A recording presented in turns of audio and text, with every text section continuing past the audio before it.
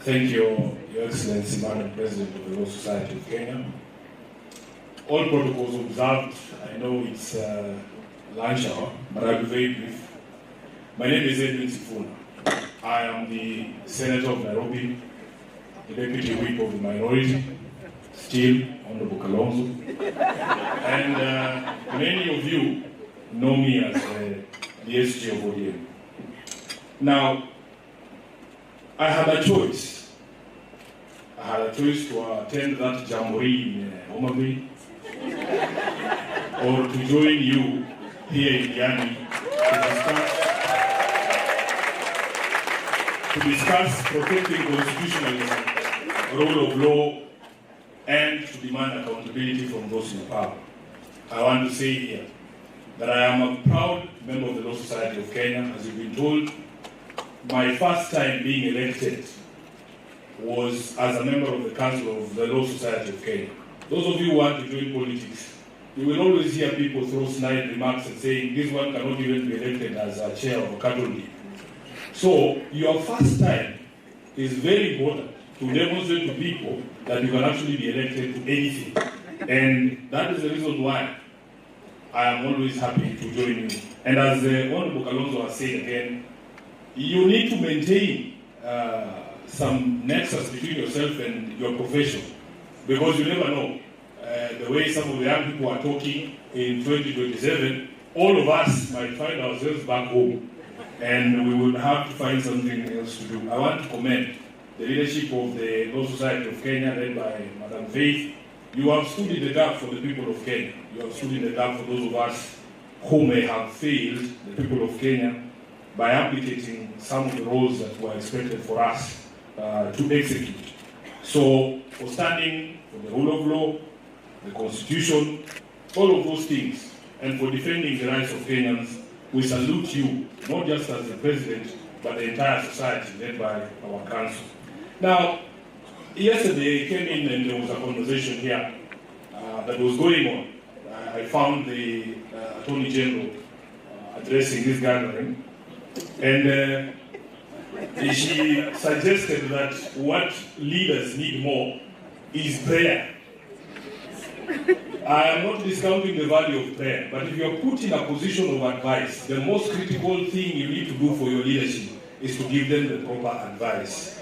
These council members here are supposed to give good and proper advice to the President of the Law Society of Kenya. The Attorney General is supposed to give proper advice to the President. And the murmurs you are hearing in the hall is because many of us at the back there were shouting, you are preaching to the choir. The people who need that advice are not these lawyers. We know what the law is.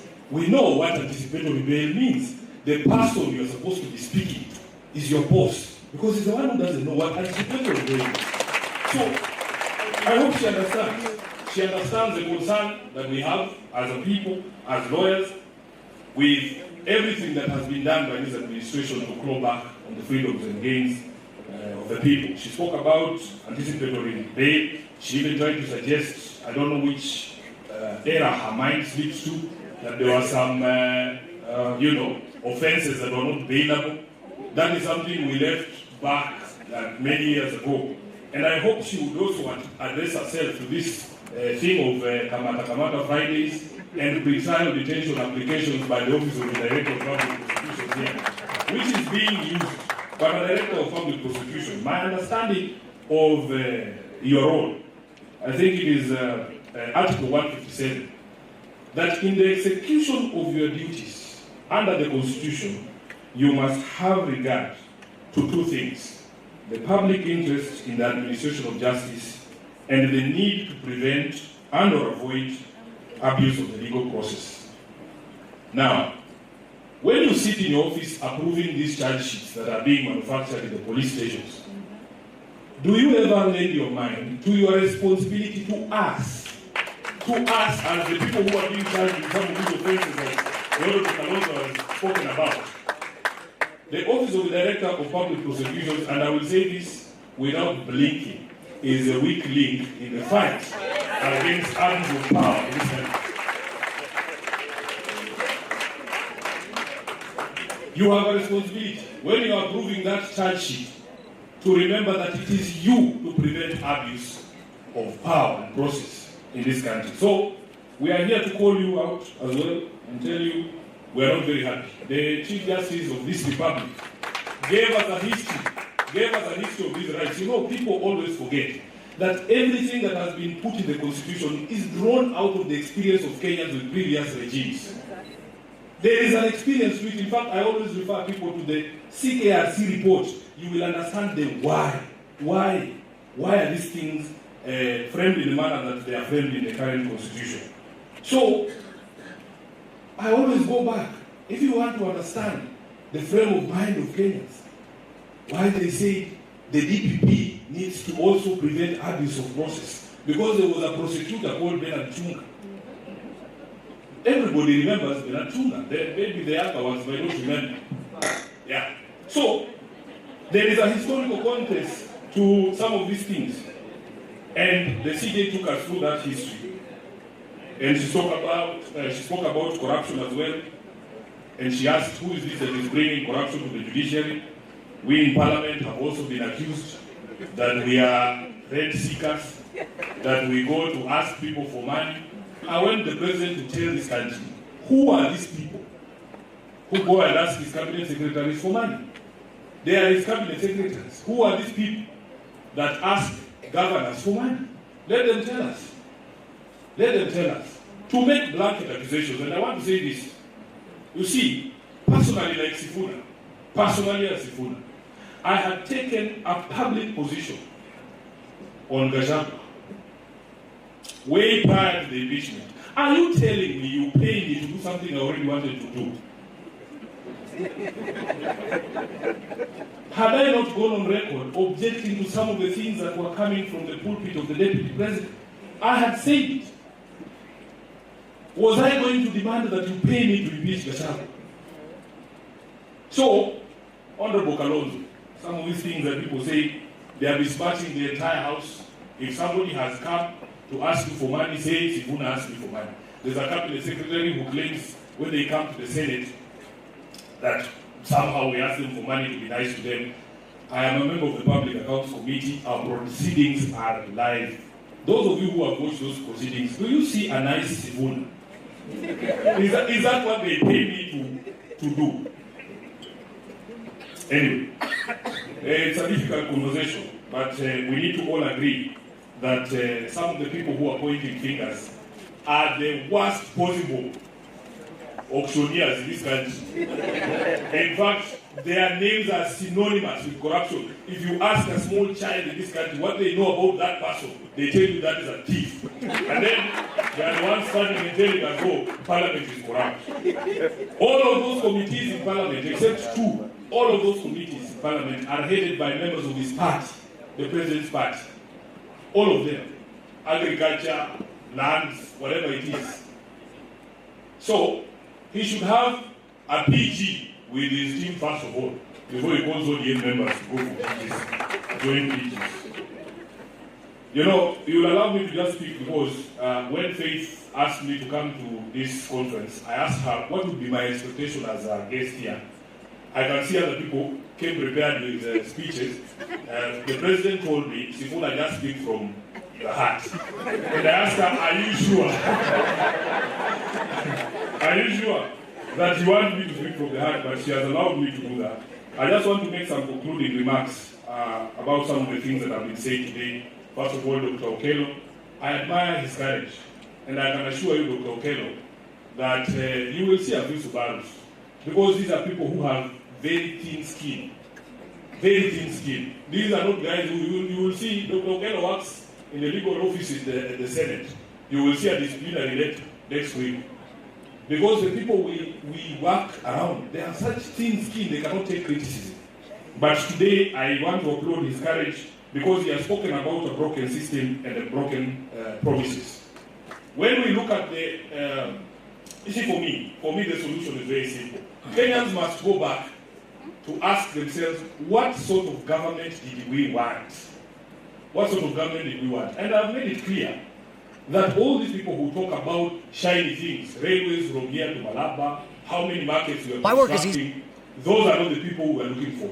The aspirations of Kenyans as far as government is concerned will be found in the preamble of the Constitution.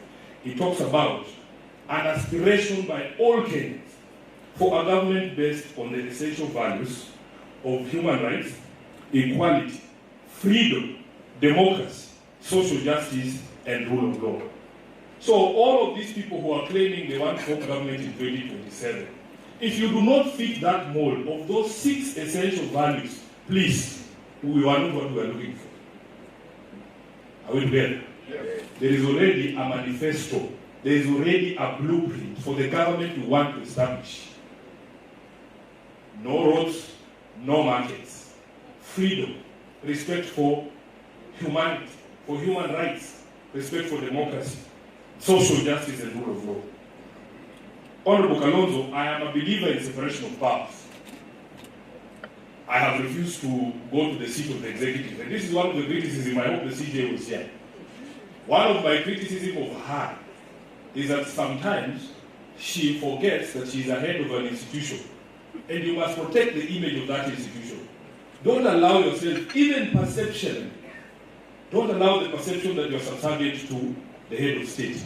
Don't go to his house. That's what I'm saying. Don't go to his house. If you have to meet as a head of government, choose a place where that physical separation, Honorable Kalonzo, between the two arms of government can be maintained. And that is the reason why Sifuna does not go to State House.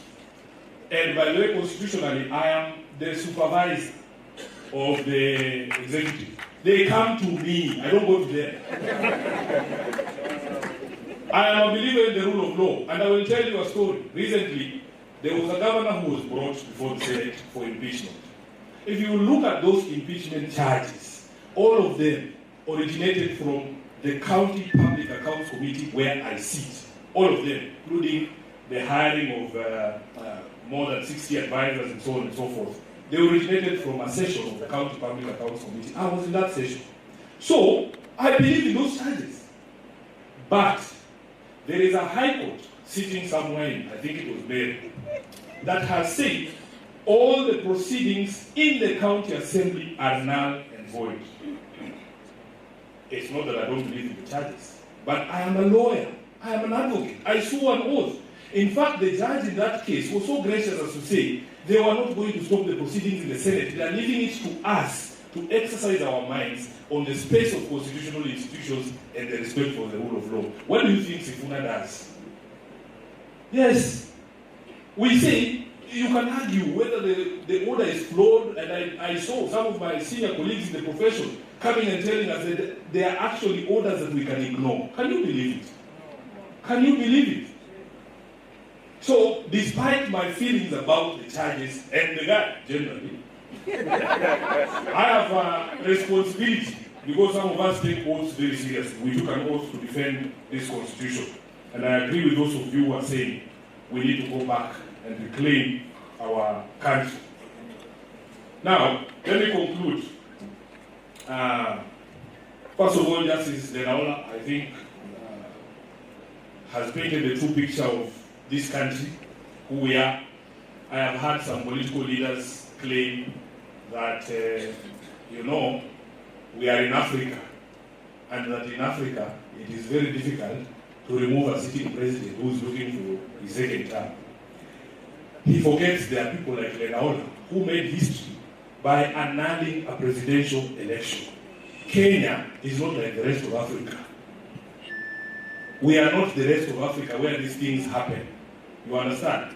So, don't tell us about Uganda. Sure. Are we Uganda, man? Are you saying that? With all due respect to my friends from Uganda, we are not Uganda. So, Justice Lenaola and your team, for that courage to demonstrate that Kenya can be different. Kenya can be different. We don't have to be like the other African countries.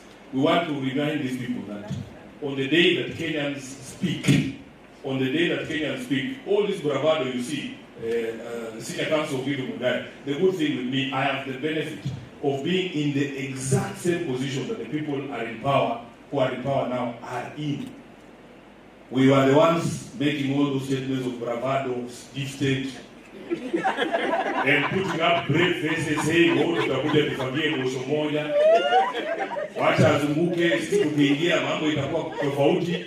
They are in the exact same position. We have been there saying, oh, this is what the experience of 2022 taught me is that you, as the voters, are more powerful than these people actually imagine. You are more powerful. And never see that power. Never see that power. I have every confidence that when Kenyans express themselves, there is nobody who is going to be able to overturn the will of the people. Lastly, before we go, we're being told, Honorable Kalonzo, we must be brave, we must be bold. Saving a nation, this is like an existential fight for this very soul of this country. Saving a nation is not an easy task. We must be bold. The very people who ascended to power on the back of a slogan, they were running around just saying hustler. Nobody ever understood what hustler means. Those same people are saying we cannot do the very same and go on a slogan. One word. Say it yourself. Asante sana.